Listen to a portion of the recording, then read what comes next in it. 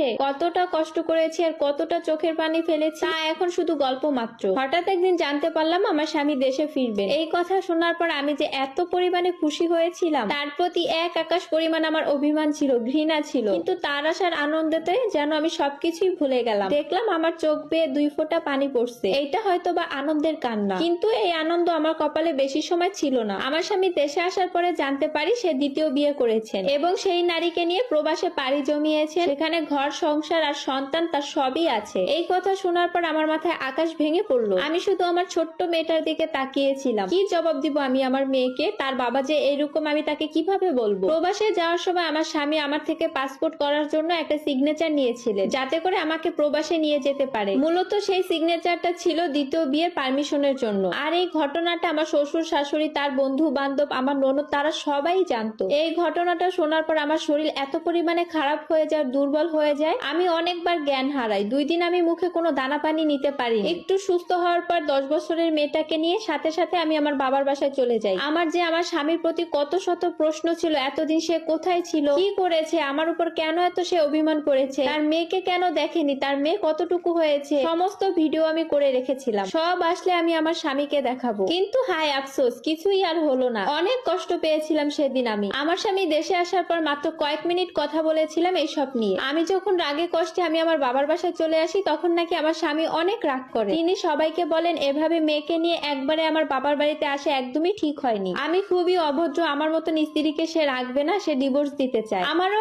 আক্ষেপ ছিল না, কিন্তু বাবা নামের কলঙ্ক একটা। বাবা হয়ে একটাবারের জন্য মেয়ের সাথে সে দেখা করেনি। এরপর কেটে গেল 17-18টা বছর। আমার মেয়েও বড় হয়েছে, আমার মেয়েকেও বিয়ে দিয়েছি। আমার মেয়ের কোল জুড়ে একটা পুত্র সন্তান হয়। আর সেই সংবাদ শুনে আমার স্বামী সেই এত বছর পর তার মেয়েকে দেখতে আসে। আমার মেয়েটাও তার বাবার উপর অতটা রাগ করেনি, কারণ তার বাবার এত সব কাহিনী কোনোদিনই আমি আমার মেয়েকে বলিনি। আমার মেয়ের মুখ থেকে শুনেছি তার বাবা নাকি এখন আমার সাথে দেখা করতে চায়, আমার সাথে একটু কথা বলতে চায়। তার বউ বাচ্চারা নাকি এখন তার আর খোঁজ নেয় না। খোঁজ না নেওয়ারই কথা, কারণ সে প্রবাস জীবনে যত টাকা পয়সা ইনকাম করেছে সবকিছু তার ওই বউয়ের নামেই করেছিল। বউটা নাকি দেখতে অনেক বেশি সুন্দরী, বউ যা বলতো তাই শুনতো। আজকালের পরিবর্তনে সেই বউ নাকি তাকে এখন ছেড়ে চলে গিয়েছে। আর যাই হোক, মৃত্যুর আগ পর্যন্ত এমন পুরুষের ছায়াও পাড়াতে চাই না আমি। আর এই স্টোরিটা একটা আপুর লাইফ থেকে নেওয়া।